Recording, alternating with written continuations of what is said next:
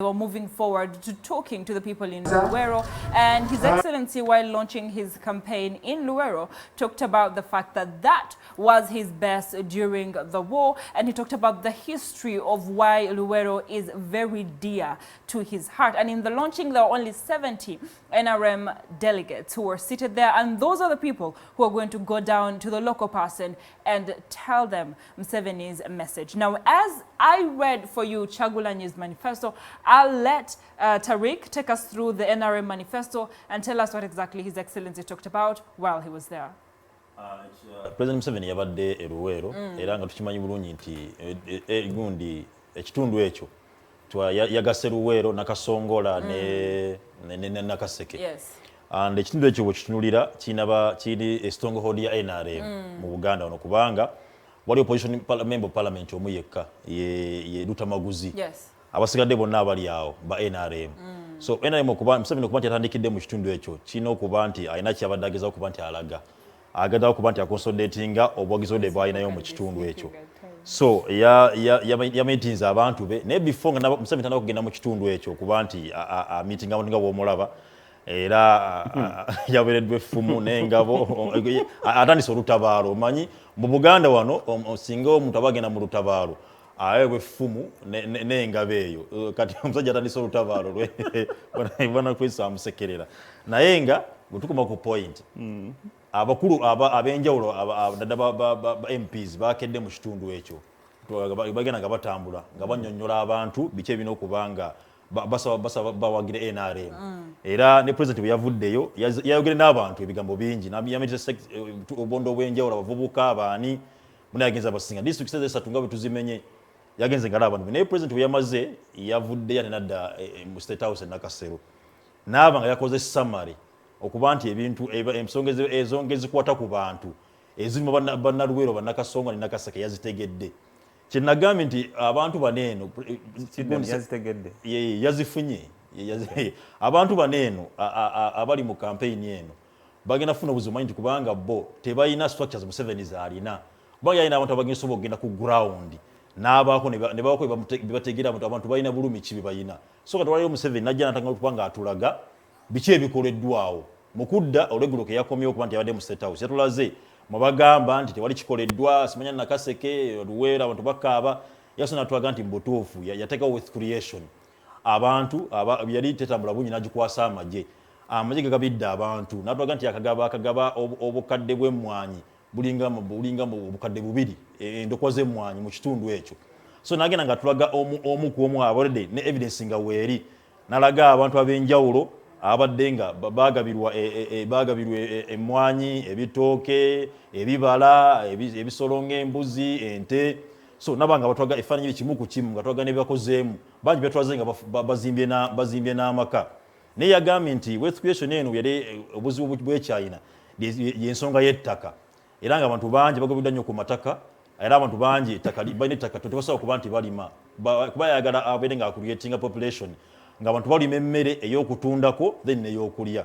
N'obuzibu basanga nti ettaka balina ttono abamu balina ekizibu ky'okuba nti waliwo landlords bannannyini mataka bagoba abantu ku mataka. So n'agamba nti gavumenti yavuddeyo egenda kuva gavumenti ye singa adda mu buyinza gavumenti egenda kubanga ekola ku nsonga kuba nti esasula balandlords abo abantu babeerenga abali ku bibanja basiga ettaka basobola okuba nga balima bulungi. Bwe yavudde n'ayogera ku kigambo ky'amakolero tubadde poliisi agadde atulaga NRM gavumenti erisa amakolero mangi ne Luwero era bwe tutunira mu kitundu ekyo tutune waffe Luwero gende Nakaseke kapeekaawo factory nyingi ezikoleddwa ku kkubo okutandikira kuva ematugga yingira ogenda Bombo Luwero Nakaseke yonna n'amafactory mangi naye n'agamba nti amafactory ago abantu bagakola ekyennaku ekiriwo bannayuganda tebalina skills zigenda kukola mafactory ago. So n'agamba nti agenda kussa essira okulaba nti nno basikiringa bannayuganda bave ku bino ebyokusoma ebyamu ebyokusoma bino byemusoma oluzungu simanya Napoleon baani ayagala bikendeeremukko omwana asombe bali ku hands on tudde mu vocational ng'abantu basome skills zingenda zikola mu factory ezo era n'atulaga nti nno bw'olwaliro bw'otunuulira bukyanga NRM bw'ejja mu bukulembeze factory ne company Museveni gavumenti zeyakaita mu Uganda muneeno zemploying over abantu obukadde bubiri naye nga ate ekyennaku emirimu gya gavumenti ajja abasomye bagana kuyisa abasomye abasiba mataayi gavumenti erina obukadde emitwalo 4 gyokka ng'ogassa amagye ogassa poliisi ogassa abasomesa binabina erina emitwalo 4 gyebeewa emirimu so nalaba nti atukubiriza nnyo okuba nti nno mu kitundu kino kampani zino eziriyo tuzettanire nnyo naye tuzettanire okuba tuzikolamu kubanga tayagala kulaba nga bainvesita bavudde ebweru nga n'omuntu avuga tractor ku kkubo naye ate muzungu oba mu China nga n'omuntu agenda okuba nti akola mu factory emirimu gye egy'amasajja wa kkaali nga naye mu China oba mweru so ng'ayagala bannayuganda okulaba nti assessira nti abantu bannaluweero baani basobola okukola mu factory ezo bwe yavudde awo yayogedde ku nsonga y'okusoma n'alaga nti mu Luweero mulimu amasomero agawera 708 aga primary mu Luweero naye alaga nti ayagala okulaba nti nno bateeka nnyo tukyusa ensoma yaffe tuve kwena ensoma y'okusoma obusomi oluzungu kusoma nti omuntu asome kuba lero bwana Kristo olaba omwana asaza n'amala okusoma n'agenda emakerere n'afuma nga tamanyi omulimu gubula so n'agamba nti yagala tukyuse ensoma eyo ekyuse tudde mu vocation naye bateekewo vocation institutes zibeere nga ziwera n'abuuza ku vocation eziri mu kitundu ekyo ng'alaba agamba ntono nnyo aye n'ayagala n'okulaba nti zibeere nga zongerwako ate okusoma kubeere kwabwerere mu vocations ezo babeera abaana basobola okuba nga bagenda basome baveeyo ng'omuntu alina kyasobola okukola era n'asuubiza n'okuba nti yasuubiza buli sub county oba buli parish mu district ezesa zetumenye era okuba nga erimu primary school eya government ne secondary school eya government bagenda okuba nti abaana bawanguka mu kusoma bwe yavudde awo yayogedde ku nsonga y'enguudo yanalaga nti mu kitundu ekyo mulimu enguudo nyingi zikoleddwa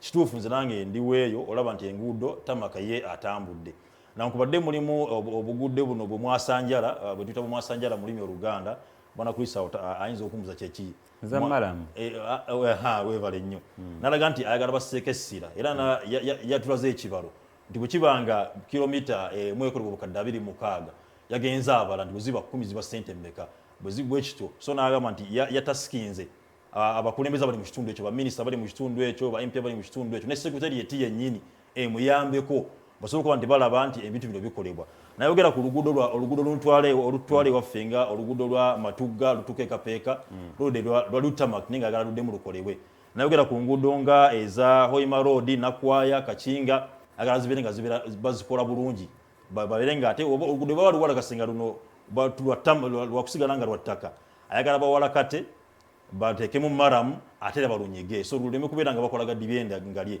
so yalaze nti nno butuufu ekitundu byakibaddeemu yategedde obuzibu obukiruma era n'abanti agenda kuba nti abafaninga solutions so abakulembeze bonna bakoppe enkola eyo nti oba ogenze mu kitundu bobi wona bagamba nti oba ogenze Arua ogenzeewa fuukola nti oteegera bannansi biki bibaluma then offering ne solutions Tariq ne Latifa ekituufu kiri bwe kiti naddala ekisinza nze okumalamu amaanyi budda wano ku seeti noyogera negative oba noyogera amazima sikwogera negative naye okwogera realities eziri ku ground omuntu awagira NRM ajagamba ndi opposition yakituufu okay ajagamba nkuba government mu lulimi olwangu but I come from Nakasongola okay Nakasongola tuyina Lake Choga but amazzi abantu ge bakozesa bagakozesa wamu n'ente ente kwezinywa n'abantu kwebakola ki kwebanywa tuyina enguudo mpitirivu nnyo ezijjudde ebinnya the reason as to why those areas have been a stronghold for NRM is that they wake up towards elections kati mu myezi gumu oba ebiri ogenda laba ng'enguudo ezo zigenda kukola ki kolebwa president afunireko akalulu chairman MP afunireko akalulu chairman LC5 afunireko akalulu mpaka wansi ku buchichi ku grassroots naye must we wait for elections to come to have those simple services delivered to muntu wa wansi kikuza Latifa kye yagambye nti ebiseera tulina enkola y'okuba nti nno bwe mutaalonde wano tetugenda kukola ki so nga definitely banna Uganda bwe kibanga oze mu bukulembeze nga ogwe oli wa NRM totumira nti gundi yokka abantu bano bampa akalulu wabula kolera bannansi bono beera bantu tuyina member of parliament minister. Simon, Chris and Tariq, we are going to take this conversation to the callers out these there. are realities. We are going to take this conversation to the callers out there, and whoever is watching us right now and you want to be part of this conversation, please call us and be part of this conversation. Our numbers will be on screen. Tugambe, when Chagulanyi becomes president, when the incumbent NRM Yoweri Museveni comes back into power, when Mugisha Muntu Amriat, when any of your candidates become the next president of the Republic of Uganda, what are the 3 first things that you want them to touch once they sit in power? Our numbers are there. Which sectors do you want these presidential candidates to touch the moment they sit in these offices? Our numbers are right there for you who are seeing it at Tubalinze. Now, Simon, Chris, yes. what we're looking at, the situation that is happening is something that has happened continuously. And the reason why mothers or women keep voting for NRM is exactly that. However, in the manifesto ya NRM, yagambye ku schools. Which mother, which woman doesn't want to take their kid to school in a free or cheap education system? And when these opposition members of parliament or aspirants want to beat what the incumbent has done and what they're planning to do, because the incumbent talks with action. But Shegera, this road is getting old. We're going to tarmac it. Tomorrow you're going to see a tractor on it. This land, we're going to pay landlords. Right now they have that money and abagenda zikozesa. But the opposition, all they have is to use their tongue. Is to convince people that we've had this kind of system running on and it's time for a change. They need to make it clear that this is what we are going to do different when we come in power. And that is why we say, for now we have eyes and ears. Oshegera, nobody is blind, nobody is deaf. Buliomo alina ears and eyes. We've seen what is happening and what is not right. We've seen corruption being the rotten bit of our economy and our government. I think we do have a caller. STV? Hello? Hello? Yes, how are you? Hello? Yes, please. Producer, we can barely hear the caller. Yes, please. How are you? Yes, good morning. Morning, how are you? I'm We're okay. fine, thank you. Your name and where you're calling from? Well, from Hazard. Okay. Hello? How are the people of Kazawe? Please talk to us. Yes, I think. Hello, osebo tukuwuliriza, yogera naffe. Unfortunately, we can't hear your phone call, but keep calling and hopefully we'll be hearing the next caller. Please be as audible as we can so we can hear your views and listen to what you want to tell us. Our numbers are on screen and we'll be waiting for you to speak to us. Hello? Hello, STV. Yes, we can hear you. I'm called St. Richard. Yes? Ndi musomesa ndi wanenkayaza Cambridge College. Kyenjagala abakulembeze batukolere kubanga ye President Museveni kyamazima. Sirina kyenjagala atukolere kubanga bimulemye. Wabula kyenjagala omukulembeze omulala nga Bobi Wine oba omulala yenna ajje atereeze ebiganye. Mugambye ensonga ssatu. Ekintu kimu atereeze enguzi. Enguzi bulwadde bukutte Uganda. It is cancerous. Ugandans, that is number one. Ekintu ekirala, ekintu ekyettaka omulenzi Katumba bamujereka ne bamujooga naye akyogerako kubanga mulenzi muto. Tetuli bantu baana bato tuzadde ku mulembe gwa Museveni. Naye abantu babonyeebonye ekitalo ne kisenguka olw'omuntu omu kyaki baagimenya awo mu ndeeba wano naye pulezidenti akyasirise nakati. Kwa extent kati baagala genda mu nteeseganya n'eyagimenya ddala Uganda ki sembayo abaana basomye tebalina mirimu. Omukulembeze ajja bw'atukolera ebintu ebyo sijjaga nti Museveni abikole kubanga Museveni takyalina kyayongerako. Well, there you go. The caller has given the 3 important sectors that he feels should be dealt with. Hello, next caller. Hello. Yes, please. Assalamu alaikum wa rahmatullahi wa barakatuh. Wa alaikum salam wa rahmatullahi. Kakati. Nzimbadde nteesa. Amanyago. Nga ngamba nti singa tufuna omukulembeze anaasookera ku bavubuka. Kuba njagala mbalage ekintu kino bannayuganda. Guno omulembe mupya ate omulembe mulala nnyo. Twagala omuntu gwe tusobola okutuukirira. Kati kankukubira ekifaananyi. Honorable Sekandi singa ayita wano enateete tosobola mutuukirira ng'omuvubuka omutya. Naye ate Bobi Wine osobola n'okugenda ku mmotoka yo n'omuwa ensonga yo nga munnaffe. Naye abasajja batukalakase buli kaseera Museveni alimba ggwanga ngenda kukola bino tabikola. Oba okitegeera. Kati ne tubeera mu mbeera y'okunyigirizibwa ng'abavubuka. Twagala muvubuka munnaffe President Museveni ate. Ye agamba yatubetaaga pulezidenti gwe banaasotukirira. Bw'oba okuba njagala otubuulira ensonga ze wandyagadde omukulembeze addako abeere nga azaaba asookerako. STV? Hello. Wasuza otya no ssebo? Mbalamatizanyi bakola bali mu studio. Essebo.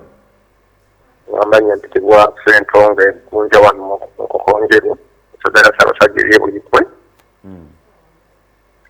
Akati nja kusoma kuwabula ku mwami abadde agamba no President Museveni simanyi yalaze ekifaananyi ku kifaananyi ku bantu bye bakoze mu bya recreation. Sibo njagala nkutegeeze omusajja badde emyaka 35 mu ggwanga yandiba takyanoonya kifaananyi nti anoonya ekifaananyi kimu oba kifaananyi kimu. When you're calling us, Swagala Otugambe, when your next president goes into power, regardless of who it is, what do you want them to do? The first 3 things that you want them to do. Tariq, nyamba ko translate that. Matuba tusaba abali baffe bw'oba okuba essimu tetulumbagana tetukola kyabula kitusaba gwe president wo gwoyagala gw'omumanyi eyo singa abazze mu bukulembeze biki byeyagala atandikireko yalabe nga atukolera kinga eggwanga. So tetuyagala kubanga tetunenya aba twagala tulage biki byeyagala akole tetulumbagana abakubi baffe bannaye tubasaba. STV. Hello. Yes, Sebo. Hello, mujebaleko. Kale Sebo, amanya ne gy'okubidde. Well, unfortunately, we are running out of time and we need to receive more callers, but one more last caller and then we can move on with the discussions. Hello? STV? Hello. Yes, Sebo, wasuza otya amanya ne gy'okubidde? Amanya the president was. Yes, Sebo, biki byondyagadde president addako so sector kizaaba asookerako? Ekyemirimu ekisooka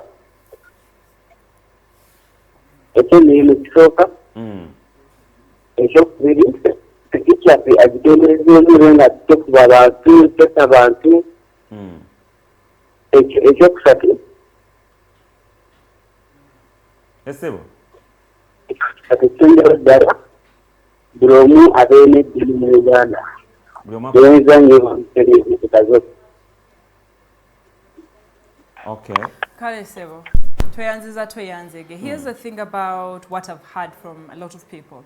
Echisoka unemployment is the biggest problem that the country is facing, and it's not only in Uganda, it's a worldwide problem. But here's the thing, how different is our government and how are they going to solve this problem? Well, and this is where we say, Simon Chris, the opposition should stop throwing the blame game because we've had too much of it. Even the callers who are calling, we are running in that line of the blame game. Can we move forward to, okay, we have unemployment in the country. What is your solution to unemployment as the next president? That is where I was a bit disappointed in the president's address yesterday, even in his manifesto. And whoever is coming up with the manifesto, if it's true that our economy has been affected by the pandemic, I expect, because tumanyidi COVID wagenda kuvaawo, okay? I expect a manifesto that is pro-COVID-19 solution based, okay? Njagala president de musubira okudiringa n'ebyenjigiriza mu Nakasongola, mu Luweero, Nakaseke n'ebirala ng'agamba akodde we COVID-19 ngeri gy'atuyisizaamu, this is the direction that I want us to take. But I think he did that. Yeah, Just no, to be fair, Yachikoze. by the time he talked about the fact that we're not only going to have primary, secondary, we're going to have institutions. Institutions are the biggest solution to Uganda's education system. Yes. One, and the biggest solution to unemployment. Because we've had enough of creating job seekers. Yeah. It is time to create job creators. People who will open up a carpenter shop, a woodwork shop and do their job. Someone who will start up something on their own, and institutions are the only way to do it. Bana kwisi olaba kumbere yini je president yayogeddeko nti agala tukyuse ensoma yaffe. President addawo enkola nyingi zimba bavubuka naddala. Waliwo youth fund, simanya waliwo nkulaga bana kanzu kusensonga yange. Abavubuka banje bafunye sente zino bensobola okuletako proof. Nenga bazifunye baziridde buli because tebamanyi kyazikozesa. There's no proof. And nenda proof were nga bazifunye ne proof anti lwaki bazirya tebalina skills kati abagambi bajja kubagamba olwalera abavubuka bajja bagamba twagala ba carpenter ne bajja ne bagenda bakungana ku bajjiro ly'omuntu ne bagusaba ebifaananyi ne bagamba ono ffe tubajjira nenga si babazi sente ne bazibawa ne bazigabana so kati wayo president ayagala omuntu asome ove mu bwangaliro nga oli mubazi bakwesende bwana kwesinga tuyina okubajjako ojja kikola ekintu. Just to be fair, he touched education really well. The fact that it's enough about us studying about European history. Yes. Chimala, it's enough. It's time for us to study African history. When you talk about education, yeah, we could take truth be told, yeah, we could take go to other sectors, but education, he talked about what I was expecting. Corruption. And the only solution to corruption that the president had was, I'm calling upon everybody, if there's a corrupt official, report him and we will deal with him. And besides, taking a corrupt official to prison is not enough for us. Mumujeko, the riches that he has, it's not his. He got it through corruption. Take it away from him, bring it back to the people. No, tukkiriza. Yo corruption ekyakoze eki kubanga obujulanyisa amateeka gajulanyisa wano mu Uganda manafu nnyo nti just twogerako bwogezi nti bamusiibe kubanga nze bwana Chris nebanzi byakawumbi kalamba nogenda kusema emyaka ebiri njagenda nebakeyo nzi. And when I come back, tugenda mu break. Uganda is one of the richest countries. True. And Uganda, this government, ina capacity ejabu yomu bwavu. Naye the only thing that is eating up this country is corruption. If President Museveni or whoever is coming as a president in this country, singa abasobola n'okudiringa n'obuli bw'enguzi, this country can become the best thing that anyone will be talking about.